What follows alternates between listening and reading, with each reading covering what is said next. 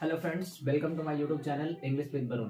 देखिए, जैसा कि मैंने आपसे पूछा था कि प्रोज में जो इम्पोर्टेंट वीडियो हम लोग करेंगे उसका क्लास जो है वो ऑनलाइन मतलब लाइव होना चाहिए कि रिकॉर्डेड होना चाहिए। तो आपके तरफ से ज़्यादा रिस्पांस नहीं आने पर मैंने ये वीडियो रिकॉर्डेड बनाई है और इस वीडियो में उस स्टूडेंट के लिए भी है जो जिनका तैयारी अच्छे ढंग से हुआ ही नहीं है। ठीक है, ये मान लीजिए जिनका तैयारी हो गया है, ठीक है, उनके लिए यह वीडियो रिवीजन के रूप में रहेगा।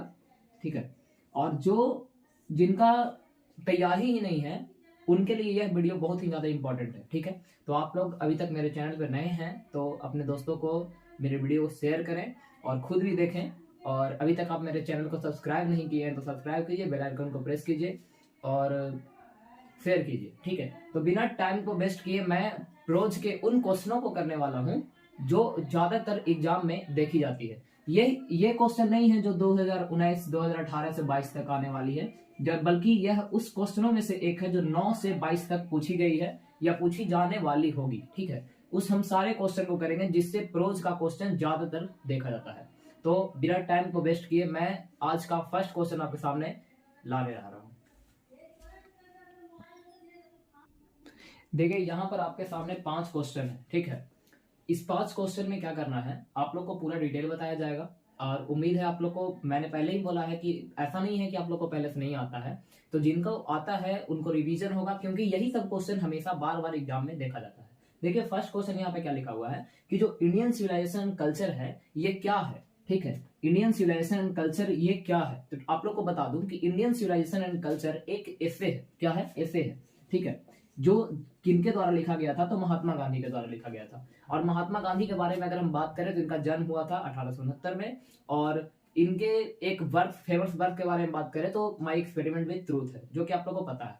इसमें एक लाइन आती है कि mind is a restless bird, the more it gets the more it want. मन एक बेचैन पंछी होता है, जिसके पास जितना रहता है वो सोचता है कि मेरे पास और आए। ठीक है, तो ये लाइन पूछा जाता है एग्जाम में। ये लाइन पूछा जाता है कि mind is a restless bird, mind is a restless bird, the more it gets the more it want. यानी यह जो लाइन है, the more it gets the more it want, यह जो लाइन है ये किस चैप्टर से लिया गया है। ठीक है, क्योंकि एक वीडियो ऐसा भी आएगा जिसमें सिर्फ लाइन को मैंने बताया है। ठीक है, यानी 8-9 क्वेश्चन, 7 से 8 क्वेश्चन हमेशा एग्जाम में पूछी जाती है। ठीक है, जब से ऑब्जेक्टिव की संख्या ज्यादा हुई है तब से लाइन दे देगा ऐसा ही, नीचे 4 एग्जाम्पल रहेगा, पूछेगा किस लाइन से है। ठीक है, तो इंडियन सिविलाइजेशन कल्चर जो है ऐसे है।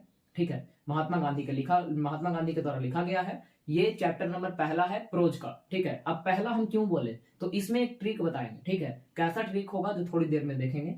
इसमें एक लाइन है, mind is a restless bird, the more it gets the more it want. यानी मन एक बेचैन पंछी है। ठीक है, यानी छटपटाते रहता है, जिसके पास जितना रहता है वो सोचता है कि मेरे पास और, या वो कोई भी चीज हो सकती है। अब देखिए दूसरा number question, marriage proposal is a.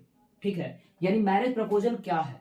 ठीक है, तो जैसे इंडियन सिविलाइजेशन कल्चर जो है वो ऐसे है, उसी तरह से मैरिज प्रपोजल जो है यह एक प्ले है। प्ले का मतलब होता है नाटक। क्या होता है? नाटक। ठीक है, इसी को अगर एग्जाम में पूछता है तो ऐसा ऑप्शन दिया रहेगा एक्ट प्ले करके, तो इसका आंसर हो जाएगा 1 एक्ट प्ले। क्या हो जाएगा? एक मिनट, इसका आंसर हो जाएगा 1 एक्ट प्ले, 1 एक्ट प्ले। ठीक है, अब देखिए अगर हम बात करते हैं मैरिज प्रपोजल का तो थोड़ी सी जानकारी आप लोग को मैं दे दूं कि मैरिज प्रपोजल लिखा गया है एंटोन चेखव के द्वारा।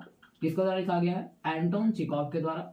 ये चैप्टर प्रोज का है, सबसे लास्ट चैप्टर है, 11 नंबर चैप्टर। ठीक है, अब 11 नंबर क्यों बोले, इसमें भी कोई बात है इसलिए बोला गया है। यह 11 नंबर चैप्टर है, ये पहला नंबर चैप्टर है। ठीक है, प्रोज का, क्योंकि आज का सेशन ही प्रोज का चलने वाला है। ठीक है, तो देखिए एंटोन चेखव के द्वारा लिखा गया है। एंटोन चेखव का जन्म 1860 ईस्वी में रसिया में हुआ था। कहाँ हुआ था? रसिया में। ठीक है, सबसे पहला काम आप लोग को यह है कि एकदम जैसे जैसे हम लिखते हैं वैसे वैसे कॉपी में उतार लीजिए, समझिए कि कैसे हुआ। मैरिज प्रपोजल यह एक नाटक है। ठीक है, ये लिखा गया है एंटोन चेखव के द्वारा, जिनका जन्म हुआ था 1860 में और कहां हुआ था? रसिया में। ठीक है, अब इस चैप्टर में क्या दिखाया गया देखिए बताते हैं। इस चैप्टर में 3 लोगों की चर्चा की गई है, जिसमें पहला थे लोमोव, दूसरा था नटालिया और तीसरा था चुबुकोव। ठीक है, यहां पर 3 पर्सन की बात इस चैप्टर में की गई है। लोमोव, नटालिया और चुबकोव। एकदम ध्यान से सुनिएगा। सबसे पहला बात कि नटालिया आएगा, ऐसे आएगा, क्वेश्चन आएगा, मैं बताऊंगा, लेकिन अभी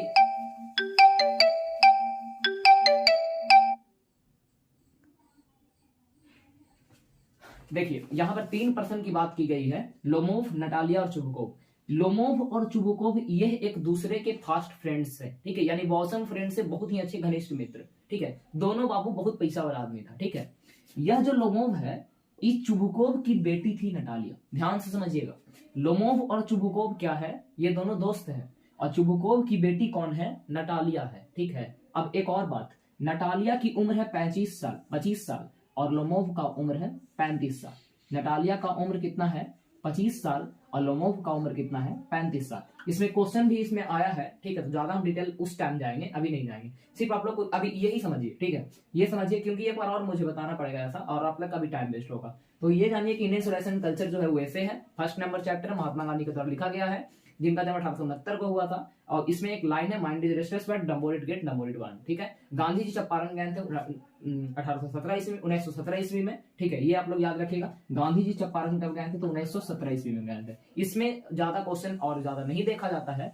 और दूसरा, मैरिज प्रपोजल जो है एक नाटक है, 1 एक्ट प्ले है, जो लिखा गया एंटोन चेखोव के द्वारा, जो 1860 में जिनका जन्म हुआ था और रसिया के रहने वाले थे, ठीक है। और इनके बारे में थोड़ी सी और जानकारी अगर दे रहे हैं, कि अभी मत जानिए, इसको जानने के लिए कुछ और क्वेश्चन है, फिर हमको बताना पड़ेगा, ठीक है। सिर्फ जानिए ये एंटोन चेखोव 1860 में इनका जन्म हुआ था, रसिया के रहने वाले थे। इनका प्रोफेशन, ठीक है, इनका प्रोफेशन अगर एग्जाम में पूछे कि इनमें से कौन डॉक्टर है, इनमें से कौन डॉक्टर के रूप में भी काम किए हैं, तो ये है एंटोन चेखोव। अगर नहीं पूछे, अगर पूछे तो ये एक कॉमिक स्केच बनाते थे, ठीक है। यह क्या बनाते थे, कॉमिक स्केचेज बनाते थे, ठीक है। इन्होंने अपनी कैरियर की शुरुआत कॉमिक स्केच ही बनाने से की थी, ठीक है। बाद में ये राइटर बन गए, वो बात की बात है। अब थर्ड नंबर क्वेश्चन देखते हैं। Zakir Hussain was the dash president of India. अब देखिए जाकिर हुसैन, तो जाकिर हुसैन कौन सा चैप्टर का है, तो भारत इज माई होम का, आप लोग को पता होगा, Bharat is my home second number chapter है, ठीक है। ये लिखा गया है डॉक्टर जाकिर हुसैन के द्वारा, जो कि इंडिया के 3rd प्रेसिडेंट रहे थे, ठीक है। कितने प्रेसिडेंट, 3rd नंबर के प्रेसिडेंट, ठीक है। ये एग्जाम में पूछता है, ठीक है, कि कितने नंबर के प्रेसिडेंट थे। तो ध्यान दीजिएगा कि 3rd नंबर के प्रेसिडेंट थे, और एक बैक पूछ देता है, यानी 2nd नंबर के प्रेसिडेंट कौन थे, तो डॉक्टर सर्वपल्ली राधाकृष्णन, डॉक्टर सर्वपल्ली राधाकृष्णन, समझ में आया। तो ये तीसरा नंबर हो गया। चौथा, the Gujarati equivalent for civilization means, Gujarati equivalent for civilization means, जब डायरेक्ट लाइन आया है इंडियन सिविलाइजेशन कल्चर से, इसका मतलब होता है गुड कंडक्ट। क्या होता है, गुड कंडक्ट। इसको घोर के पी लीजिए, छप जाएगा बाबू, छपेगा, ऐसा क्वेश्चन छपेगा, एग्जाम में छपेगा। The Gujarati equivalent for civilization means good conduct. कौन सा चैप्टर का है, Indian civilization culture, Mahatma Gandhi का लिखा गया है। माई एक्सपेरिमेंट विद ट्रूथ इनका फेमस वर्क है, ठीक है। अब सिग्गा नोया बिलोंग्स करते थे, यानी सिग्गा नोया कहाँ के रहने वाले थे, तो यह रहने वाले थे जापान के। कहाँ के रहने वाले थे, जापान के। तो यहाँ पर मैंने 5 क्वेश्चन देखा, फिर से मैंने 5 क्वेश्चन लिखूंगा। अगर इसे आप लोग नहीं लिखे हैं तो बैक करके थोड़ा सा लिखिए, ठीक है। यहाँ पर देखिए क्यों लिखने के लिए मैं बोल रहा हूँ, इंडियन सिविलाइजेशन कल्चर, तो मैं सिर्फ लिख दिया कि ऐसे है, लेकिन इसमें कुछ बात बताए हैं जो कि यहाँ पर देखेगा। तो आगे बढ़ते हैं। उम्मीद है आप लोग को वीडियो समझ में आ रहा होगा, ये आपके लिए फायदेमंद होगा, इसकी गारंटी हमारी है। एग्जाम देके आइएगा तब इसका गुण पता चलेगा कि यह वीडियो क्यों बनाया गया था, ठीक है। तो ध्यान से देखिए और कॉपी में लिखिए और याद कीजिए इसको। देखिए यहाँ पर फिर से आपके सामने 5 क्वेश्चन लिखा गया है, और यह 5 क्वेश्चन जो है एक ही चैप्टर पे है, जिसका नाम है ए मैरिज प्रपोजल। कौन सा चैप्टर है, ए मैरिज प्रपोजल, यानी विवाह का प्रस्ताव। यह लास्ट नंबर चैप्टर है प्रोज का, अभी मैंने तुरंत बताया है। इनके राइटर का नाम है एंटोन चेखोव, ठीक है। इनका राइटर का नाम क्या है, एंटोन चेखोव, ठीक है। इनका जन्म हुआ था 1860 में, कहाँ हुआ था, रसिया में। इतना बात मैंने अभी तुरंत आप लोग को बताया है। प्रोफेसर ने बताया कि यह डॉक्टर थे, और इन्होंने अपनी कैरियर की शुरुआत कॉमिक स्केच बनाने से की थी।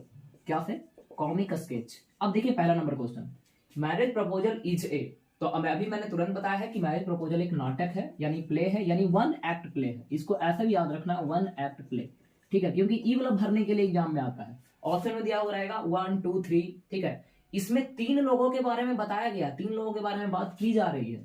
पहला कौन थे, लोमोव थे, और दूसरा नटालिया थे, और तीसरा था चुबकोव। 3 लोगों के बारे में बात की जा रही है, लेकिन इसको कहा जाता है क्या, वन एक्ट प्ले, यानी एक रूप का नाटक, यानी एक नाटक, ठीक है। एक नाटक में इन तीनों का भागीदार है, लेकिन इनको एक नाटक कहा जाता है। अब देखिए दूसरा, Anton Chekhov belongs to, Anton Chekhov कहां से बिलोंग्स करते थे? तो अभी तुरंत मैंने बताया है कि ये रसिया से बिलोंग करते थे। कहां से? रसिया से। दम रट लीजिए बाबू, यही याद हो जाना चाहिए। मैरिज प्रपोजल, एंटोन चेखव 1860, रसिया। डॉक्टर थे, कॉमिक स्टेज। लोमोव के डॉग का नाम क्या था? ठीक है, यहां पर कुत्ता का नाम भी पूछ रहा है, ठीक है। तो देखिए आप लोग को बताता हूं मैं। तो देखिए एक नाम था गेस और एक नाम था लिप। अब कहानी आप लोग को जानना बहुत जरूरी है कि यह तीनों में एक दूसरे से क्या रिलेशन था, क्योंकि अगला नंबर क्वेश्चन है कि Lomov wants to marry, Lomov किससे शादी करना चाहता था? तो नटालिया से करना चाहता था।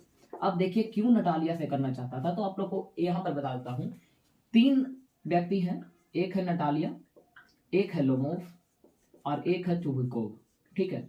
अब बताते हैं बात, यह तीनों के बारे में इस चैप्टर में बात की गई है। यह दोनों जो हैं एक दूसरे के दोस्त हैं। क्या है? दोस्त। अब देखिए दोस्त से एक और बात बता दूं, इनका उम्र है 25 साल और इनका उम्र है 35 साल, ठीक है। लोमोव जो है, जो किसका दोस्त था? चुबुकोव का। और ये दोनों में रिलेशन क्या है, नटालिया और चुबुकोव की? यह बेटी थी और ये बाप था, ठीक है। यानी पूछेगा कि नटालिया किसकी बेटी थी? तो नटालिया चुबुकोव की बेटी थी। चुबुकोव किसका दोस्त था? तो चुबुकोव लोमोव का दोस्त था। अब लोमोव किससे प्यार करता था? तो लोमोव नटालिया से प्यार करता था, ठीक है। और इसी से शादी करना चाहता था, इसीलिए चैप्टर का नाम क्या है? विवाह का प्रस्ताव। लेकिन अब ये हमको बताइए कि अगर हम किसी से शादी करना चाहेंगे तो डायरेक्ट जाकर बोल देंगे कि चल हम ब्याह कर तोरा से, ऐसा नहीं होता है। इनडायरेक्टली, ठीक है, वह उसको प्रपोज करता था, यानी अपना प्रस्ताव रखता था इनडायरेक्टली। एग्जाम में पूछता है लोमोव प्रपोज्ड नटालिया, और ऑप्शन में दिया हुआ रहेगा डायरेक्टली इनडायरेक्टली, तो हम लोग इनडायरेक्टली करेंगे, यानी घुमा फिरा के बात लाता था, डायरेक्ट नहीं बोलता था कि हम तुमसे शादी करना चाहते हैं, ठीक है। तो देखिए चुबुकोव और लोमोव दोनों एक दूसरे का दोस्त था। नटालिया किसकी बेटी थी? चुबुकोव की। अब देखिए लोमोव चाहता था कि हम नटालिया से शादी कर लें, ठीक है, लेकिन इसके पास हिम्मत नहीं था कि जाके उसको बोले कि क्या हम तुमसे शादी करें या हमसे शादी तुम करोगी, ठीक है। और चुबुकोव भी चाहता था कि हम अपनी बेटी का शादी किससे करवाओ? लोमोव से, क्योंकि वह एक बहुत ज्यादा वेल्दी मैन था। कौन सा मैन था? वेल्दी मैन था, यानी बहुत ही धनी आदमी, ठीक है। अब बाबू ये बताइए कि कोई बाप तो चाहेगा कि हमारी बेटी वैसा देखा जाए जिसके पास बहुत सारा पैसा हो, ठीक है, बोलिए सही बात है कि नहीं है? तो यही कंसेप्ट को एकदम क्लियर रखिए। तीन आदमी यहां पर है, लोमोव और चुबुकोव एक दूसरे का दोस्त है। चुबुकोव की बेटी है नटालिया, और नटालिया जो है, लोमोव जो है, नटालिया से बहुत प्यार करता है और इससे शादी करना चाहता है, ठीक है। लेकिन इसके पास इतना डेयर नहीं है, इसके पास इतना हिम्मत नहीं है कि वह अपना विवाह का प्रस्ताव उसके सामने रखे, इसलिए इनडायरेक्टली रूप से उसे बार बार बोलते रहता था। अब एक दिन की बात है, लेकिन इसमें हम ज्यादातर नहीं जाएंगे कि क्या हुआ, सदिया हुआ कि नहीं हुआ, इसके लिए स्पेशल वीडियो आएगा, ठीक है, लेकिन इसमें हम बात नहीं करेंगे। तो देखिए पहला क्वेश्चन है, मैरिज प्रपोजल एक वन एक्ट प्ले है। एंटोन चेखव बिलोंग्स करते हैं रसिया से। लोमोव के डॉग का नाम गेस है और नटालिया के डॉग का नाम लिप है। लोमोव शादी करना चाहती है नटालिया से। बात यहीं पे क्लियर हुआ? अब आगे देखते हैं। देखिए यहाँ पर 10 क्वेश्चन जो इंपॉर्टेंट है बिल्कुल छपेगा, इसमें 1 से 2 क्वेश्चन एकदम गारंटी है कि आएगा एग्जाम में। देखिए पहला क्वेश्चन क्या लिखा हुआ है, ठीक है, एक मिनट।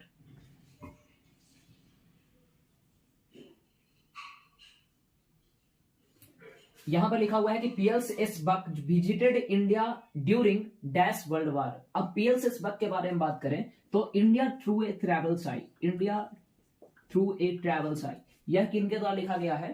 पीएल्स बक के द्वारा। बहुत ही अच्छी ये एक राइटर थी, ये बोल रही थी कि I did not see India, यह मैं इंडिया इसलिए नहीं जा रही कि मुझे ताजमहल देखना है चाहे रेड फोर्ट देखना है, but rather I see India farmer, ठीक है। यह जो युवा लोग गांव में बेरोजगार बैठे हैं, जिनके पास टैलेंट है लेकिन फिर भी वो बेरोजगार बैठे हैं, मैं उनको देखने के लिए इंडिया जा रहा हूं। नहीं कि हम रेड फोर्ट देखने जा रहे हैं या फिर फतेहपुर सिकरी देखने जा रहे हैं, बल्कि हम फार्मर से मिलने जा रहे हैं और उन युवाओं को देखने जा रहे हैं जो जिनके पास टैलेंट है लेकिन फिर भी वह बेरोजगार बैठे हुए हैं, ठीक है। तो यह जो है, यह इंडिया घूमने आई थी जब इंडिया में सेकंड वर्ल्ड वार चल रहा था। क्या? कौन सा world war? Second world war. ठीक है। अब देखिए दूसरा, Benjy left a school at the age of. अब बेंजी के बारे में बात करें तो बेंजी का चैप्टर है द अर्थ, ठीक है। क्या है? The earth. द अर्थ लिखा गया है एच.ई. बेट्स के द्वारा, ठीक है। एच.ई. बेट्स में बताया गया है जिसमें एक लड़का होता है जिसका नाम क्या है? बेंजी। वो अपने स्कूल को छोड़ दिया था कितने साल की उम्र में? 14 साल की उम्र में, ठीक है। अब देखिए आगे क्या होता है, ज्यादा डिटेल में नहीं जाएंगे, सिर्फ याद रखिए कि बेंजी ने अपना स्कूल छोड़ा कितने साल में? 14 साल में। वेन बेंजी वाज, कितना ईयर्स का था जब उसके पिताजी उसके हाथ में दिए, तो क्या दिए? यहाँ पे 2 क्वेश्चन है, तो देखिए पिताजी उसके हाथ में दिए पासबुक, इसका आंसर क्या होगा? पासबुक। तो यहाँ पर क्वेश्चन बनता है कि बेंजी कितने साल का था जब उसके पिताजी ने उसके हाथ में क्या दिया? पासबुक दिया। तो बेंजी जब 21 साल का हुआ, कितने साल का? 21 साल का, तब उसके पिताजी ने उसे क्या दिया? पासबुक दिया, क्योंकि इंग्लैंड में इनका जन्म हुआ था और इंग्लैंड के सरकार का मतलब नियम है कि जब तक 21 साल का कोई बंदा नहीं होता है तो उसको पासबुक नहीं दिया जाएगा, ठीक है। तो देखिए ध्यान दीजिएगा, द अर्थ एच.ई. बेट्स के द्वारा लिखा गया है, क्योंकि देखिए यहां पर लिखा हुआ है मेन कैरेक्टर ऑफ द अर्थ, ठीक है। यानी द अर्थ चैप्टर में मेन कैरेक्टर किसका है? ठीक है, मेन कैरेक्टर किसका है? तो यह बेंजी का है। किसका है? बेंजी का है, ठीक है। और अगर पूछे कि मेन कैरेक्टर ऑफ द अर्थ, तो यह जो है यह सिब्बे का है, ठीक है, सिब्बे का है। अब देखिए यह एगो बेचता था मुर्गा, एगो बेचता था, एगो के शौक था कि हम गोभी को कलेक्ट करें, गॉड्स को कलेक्ट करें, ठीक है। इसका बहुत ही अच्छा से मैंने क्लास में बताया है। सिब्बे जो था यह भी लड़का था, प्राइमरी स्कूल का लड़का था, ठीक है। इसका जब सारे बच्चे खेल रहे होते थे तो इस गांव बाई गांव एकदम स्पेशल लौकिक एकदम चुनता था, ठीक है, बिल्कुल सुडौल, ठीक है। तो देखिए बेंजी शादी किया तो ये किया फ्लोरेंस से, ठीक है, लेकिन फ्लोरेंस बहुत ही ज्यादा बदसूरत थी, यानी ब्यूटी उसमें नहीं था, नॉट ब्यूटी। इसी कारण से बेंजी के जो पिताजी थे और माताजी थे वह फ्लोरेंस को नहीं मानती थी, ठीक है। अलग उसको बोलती थी कि चलने में तुम सूतो, हम तुमको नहीं रखेंगे, ठीक है। तो देखिए द अर्थ लिखा है एच.ई. बेट्स। एच.ई. बेट्स में मेन कैरेक्टर है बेंजी का। तो बेंजी अपने स्कूल को छोड़ा 14 साल में और उसको बाबूजी पासबुक दिए कितना साल में? 21 साल में, क्योंकि इंग्लैंड का प्रथा है कि जब तक बंदा 21 का ना हो जाएगा तब तक उसको हम पासबुक ना देंगे। अब देखो बेंजी जो है शादी किया किससे? फ्लोरेंस से। लेकिन फ्लोरेंस को उनकी माता पिता यानी बेंजी के माता पिता पसंद करते थे? तो नहीं करते थे। क्यों नहीं करते थे? क्योंकि यह बहुत ही ज्यादा बदसूरत थी और ये ब्याह कर लिया लड़का।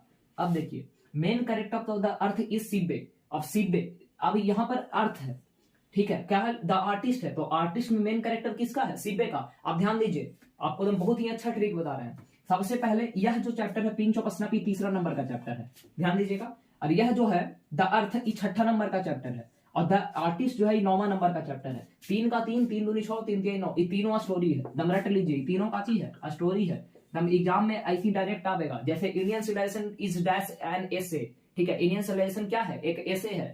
मैरिज प्रपोजल क्या है? यह एक नाटक है। उसी तरह से पिंच ऑफ स्नैप क्या है? स्टोरी है। द आर्टिस्ट क्या है? स्टोरी है। और द अर्थ क्या है? स्टोरी है। 11 प्रोज का चैप्टर मात्र 3 ही चैप्टर ऐसा है जो क्या है? स्टोरी है, जिसमें एक चैप्टर क्या है? नाटक है, जिसमें एक क्या है? एसे है। अब स्पीच 2 है, दूसरा है, चौथा, तुम तुरंत बतावेंगे। दम संयम बनाए रखिए और अभी तक चैनल को सब्सक्राइब नहीं किए हैं, वीडियो को शेयर नहीं किए हैं तो शेयर कीजिए और लोगों को जोड़िए और बताइए कि इस वीडियो में खास करके जोड़िए। ऐसा नहीं कि सब वीडियो देखें, क्योंकि यह वीडियो बाबू आपका भविष्य बनाएगा, यह गारंटी है। छपेगा एग्जाम में, क्वेश्चन ऐसा ही छपेगा, आप क्वेश्चन देखिएगा, ठीक है। अब देखिए नानू काका, main character pinch of snap, तो यह नानू काका का था, ठीक है। इसमें नानू काका जो थे वह नरेटर के यानी जो लिख रहे थे उनके मैटरनल अंकल थे, यानी मामा जी थे। मैटरनल अंकल यानी मामा थे। एग्जाम में आवेगा कि जो नानू काका था वो नरेटर का लगता था, तो ये काची लगता था? मैटरनल अंकल यानी मामा लगता था। Who is coming to Delhi to see some minister? कौन दिल्ली से आ रहा था मिनिस्टर को देखने? तो ये नानुए काका था जो दिल्ली आ रहा था किसको? मिनिस्टर्स को देखने, ठीक है। Narrator is dash A probation. Probation किसको बोलते हैं? देखिए जैसे हम टीचर हैं, हम गए एग्जाम एक कोचिंग में, बोले कि हमको पढ़ाना है आपके कोचिंग में, तो यह क्या बोलेगा कि आप पहले डेमो क्लास देकर देखिए, फिर मैं बच्चे से फीडबैक लूंगा और फिर आपके काम के हिसाब से आपको पेमेंट मिलेगी या काम के हिसाब से आपको रखा जाएगा। अगर बच्चे को पसंद नहीं आएगा तो आपको नहीं रखा जाएगा। उसी को बोलते हैं प्रोबेशन, ठीक है। तो यह जो है नरेटर जो है यह अंडर सेक्रेटरी काम कर रहा था, ठीक है, अंडर सेक्रेटरी काम कर रहा था। और प्रोबेब्शन किसको बोलते हैं? प्रोबेब्शन उसको बोलते हैं जो 4-5 दिन 10 दिन पहले देख लेगा, ठीक है, यानी पेमेंट वेमेंट नहीं देगा, पहले बोलेगा कि आप काम कीजिए मेरे यहाँ, आपके काम को हम देखेंगे, उसके बाद ही डिसाइड करेंगे कि आपको हमारे कंपनी में या हमारे कोचिंग में रखा जाएगा या फिर ना रखा जाएगा, यानी फीडबैक लेगा, ठीक है, देखेगा कि आपका रवैया कैसा है, उसी को क्या बोलते हैं? प्रोबेब्शन बोलते हैं। तो सबसे पहला बात, केपीएल से विजिट इंडिया है सेकंड वर्ल्ड वॉर में, इंडियन थ्रू ट्रेवल्स है, पीडीएफ वर्क लिखे हैं। बेंजी ने अपना स्कूल छोड़ा 14 में और पासबुक मिला 21 में, क्योंकि इंग्लैंड का प्रथा था, इंग्लैंड का नियम था कि जब तक 21 का लड़का ना होगा उसको पासबुक नहीं दिया जाएगा। बेंजी शादी किया फ्लोरेंस से, लेकिन उसको पसंद नहीं करते थे उनके बेंजी के माता पिता, क्योंकि बहुत ही ज्यादा बदसूरत थी। मेन कैरेक्टर बर्थ है बेंजी, आर्टिस्ट का है सिब्बे, और प्रिंस ऑफ स्नफ का नानुका का। नरेटर के नानुका क्या लगते थे? मैटरनल अंकल लगते थे, मामा लगते थे। प्रोबेब्शन का मतलब होता है कि कुछ दिन रख के वेतन मिलेगा, यानी काम जैसा करेगा उसके हिसाब से हम नौकरी में रखेंगे, नहीं तो नहीं रखेंगे। तो अंडर सेक्रेटरी काम कर रहे थे कौन? नरेटर। अब आगे देखते हैं, बिल्कुल बने रहिए, अभी तक चैनल को सब्सक्राइब नहीं किए, शेयर नहीं कीजिए तो जरूर से शेयर कीजिए। देखिए यहाँ पर कुछ और इंपॉर्टेंट क्वेश्चन लिखे हुए हैं, मैं नंबरिंग नहीं दिया हूं क्योंकि आगे पीछे नंबरिंग हो गया, तो वो आप लोग देखिएगा, ठीक है। अब देखिए यहाँ पर क्या है क्वेश्चन कि Martin Luther King junior fought against racial discrimination for dash. तो यह अगर बात करें तो यह किस चैप्टर से लिया गया, सबसे ये जानते हैं। तो यह लिया गया है आई हैव ए ड्रीम से, जो कि चौथा नंबर चैप्टर है, रुकिए, हाँ चौथा नंबर चैप्टर है, ठीक है। अब देखिए आप लोग को बताता हूं, अभी तुरंत मैं बताया हूं कि तीसरा नंबर चैप्टर, छठा नंबर चैप्टर और 9वां नंबर चैप्टर, ये क्या है? स्टोरी है, ठीक है। तीसरा number chapter A pinch of snuff, the earth, the artist, ठीक है। दूसरा नंबर चैप्टर और चौथा नंबर चैप्टर, यह दोनों क्या है? स्पीच है, क्या है? स्पीच है, यानी एक भाषण है। दूसरा चैप्टर कौन? भारती माई होम, और चौथा आई हैव ए ड्रीम। यह लिखा गया है मार्टिन लूथर किंग जूनियर के द्वारा, ठीक है। अब डिस्क्रिमिनेशन का मतलब क्या होता है? भेदभाव। भेदभाव कुछ के लिए भी हो सकता है, रंग के लिए भेदभाव हो सकता है, काले गोरों का, रिलीजन के लिए, धर्म का, कि हम इस धर्म के हैं, जैसे मान लीजिए कि यहाँ पर जहां पे हम रहते हैं यहाँ पर हिंदू का घर है, तो ऐसा भेदभाव नहीं होना चाहिए कि बगल वाला मुस्लिम में को रह जाए तो उसको भगा दे, लेकिन ऐसा ही होता है, इसी को भेदभाव बोला जाता है, ठीक है। जैसे मान लीजिए कि यहाँ पर बहुत ही ज्यादा कास्ट को लेकर लड़ाई होता है, रिलीजन धर्म को लेकर लड़ाई होता है, या फिर भेदभाव की कारा गोरा है, निचला कास्ट का है हम इसके साथ नहीं बैठेंगे, वो ऊपर कास्ट का है तो नहीं बैठेंगे, यह भेदभाव नहीं रखनी चाहिए, लेकिन डिस्क्रिमिनेशन का मतलब वही होता है। तो मार्टिन लूथर किंग फॉट लड़ रहे थे, ठीक है, किसके लिए लड़ रहे थे बताते हैं। ये लड़ रहे थे रेशियल के लिए, रेशियल का मतलब नस्ल के लिए, यानी ठीक है, यानी काला और गोरा। डिस्क्रिमिनेशन बहुत किस्म का होता है, लेकिन यह रेशियल था, यानी नस्ल का डिस्क्रिमिनेशन था, और यह नैग्रोज का था, ठीक है, नैग्रोज का था, यानी काले लोग के तरफ से लड़ रहे थे। कलक्का बोलता था कि हम रियल अमेरिकन हैं, और नहीं, गोरकन बोलता था कलक्कन के कि हम रियल अमेरिकन हैं, ठीक है, तुम ऑस्ट्रेलिया को छोड़ के चल जाओ, ठीक है, यानी तुम मेरे देश को छोड़ के चल जाओ, हम रियल अमेरिकन है, अमेरिका को छोड़ के चल जाओ, अमेरिका को छोड़ के चल जाओ। कौन बोलते थे? गोरे लोग कहते थे, किसको? काले लोग को। और काला लोग भी बोलता था कि हम यहीं के रहने वाले हैं। तो मार्टिन लूथर किंग जो है यह एक ऑरेटर है, आप लोग बताता है, वक्ता है, वक्ता बोलते हैं जो पब्लिक स्पीच देते हैं उनको, यानी भाषण देते हैं, और एक ऐसे आदमी थे जिनको कहीं भी खड़ा कर देगा बाबू, तुरंत भाषण देगा, एकदम तगड़ा, ऐसा आदमी थे। देखिए बेंजिस का बिजनेस क्या था? तो बेंजिस का एक पोल्ट्री फार्म था, ठीक है, पोल्ट्री का एक फार्म था, ठीक है। और तो मैं बताया ही हूँ, बेंजी 14 साल की उम्र में स्कूल छोड़ दिया था, 21 की उम्र में पासबुक मिला कि उसके पापा जी दिए, शादी किया फ्लोरेंस से, जो कि बहुत ज्यादा बदसूरत थी, उसके बेंजी के माता पिता उसको पसंद नहीं करते थे। अब देखिए, in dash society the whole of pregnancy celebration, ठीक है, किस सोसाइटी में प्रेगनेंसी के दौरान बहुत ही ज्यादा सेलिब्रेट किया जाता है? ट्रेडिशनल सोसाइटी में। कौन सी सोसाइटी में? ट्रेडिशनल सोसाइटी में। यह लिया गया है कौन से चैप्टर का है? चाइल्ड इज बॉर्न जर्मन ग्रियर का, ठीक है। उसमें बताते हैं कि प्रेगनेंसी के दौरान, ठीक है, सेलिब्रेशन किया जाता है, तो किस सोसाइटी में? तो ट्रेडिशनल सोसाइटी में। छपेगा बाबू, छपेगा।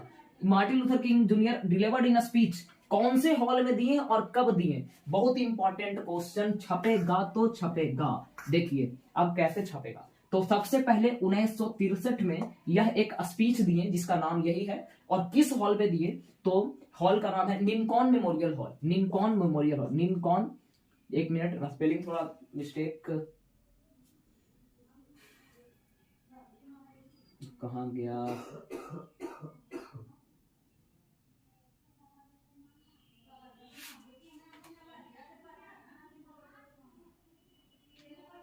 लिंकॉन मेमोरियल हॉल, लिन, ये देखिए स्पेलिंग थोड़ा सा देख लीजिएगा, मिस्टेक हो जाता है, मेमोरियल हॉल, ठीक है। तो यह स्पीच दिए कौन से हॉल में? लिंकॉन मेमोरियल हॉल में। और कब दिए? 1963 में। कौन दिए? Martin Luther king. अब एक और बात जानिए, 1963 में भाषण दिए, 1964 में नोबेल प्राइज मिला, ठीक है, नोबेल प्राइज मिला किस क्षेत्र में? पीस के क्षेत्र में, यानी शांति के क्षेत्र में। और 1968 में इनको एसेसिनेट कर दिया गया, यानी छिप कर मार देना इनको। इनका कोई मृत्यु आमतौर पे ऐसा ही नहीं हुआ, सिंपल नहीं हुआ, ना ही इनको कोई रोग था, बल्कि इनको छिप कर मार दिया गया 1968 में, एसेसिनेट कर दिया गया, ठीक है।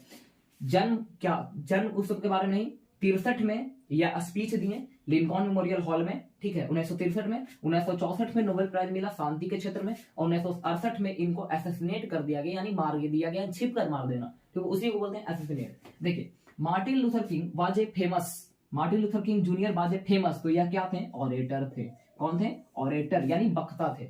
ज्यादा टाइम नहीं लूंगा, मात्र 5 मिनट और टाइम लूंगा आप लोग का, बिल्कुल बने रहें। और उम्मीद है कि वीडियो समझ में आ रहा होगा। लाइक जरूर करें और कमेंट करके बताइए कि यह वीडियो आपके लिए इंपॉर्टेंट था या नहीं था, या सब आपको आता था। ऐसा भी होता है, मैंने क्योंकि पहले ही बताया है कि जिनको तैयारी है उनका रिवीजन होगा, जिनको कुछ नहीं आता, कुछ भी तैयारी नहीं है, बाबू लिख लो, ऑब्जेक्टिव बन जाएगा प्रोज का, गारंटी हमारी है। फिर इसी तरह का वीडियो पोएट्री का बहुत जल्द मिलेगा। ये लास्ट है, बिल्कुल एकदम ध्यान से देखिएगा, ठीक है।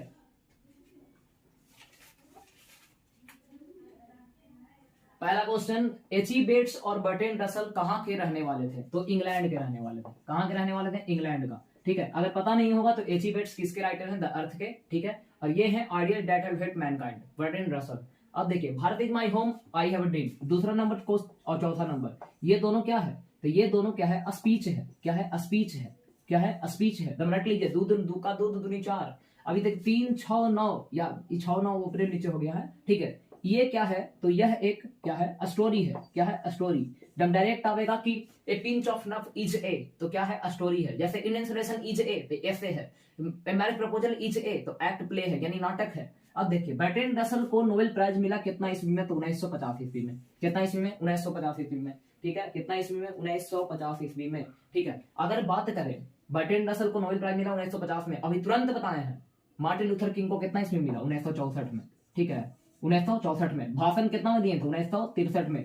किसमें? लिंकॉन मेमोरियल हॉल में। कितना में? 1963 में। 64 में नोबेल प्राइज मिला, 1968 में ऊपर चले गए, अपने नहीं गए, मार दिया। तो 50 में नोबेल प्राइज मिला इनको, और 64 में मिला किनको? मार्टिन लूथर किंग को। अब देखिए, किसको ब्लैक गांधी कहा जाता है? तो मार्टिन लूथर किंग को ब्लैक गांधी कहा जाता है। एकदम छाप लीजिए, रट लीजिए, घोर के पी जाइए, आवेगा एग्जाम में, मतलब आवेगा। मार्टिन लूथर किंग जूनियर को ब्लैक गांधी कहा जाता है, क्योंकि वह बुढ़वा गांधी से, यानी महात्मा गांधी से बहुत ही ज्यादा प्रभावित थे, ठीक है।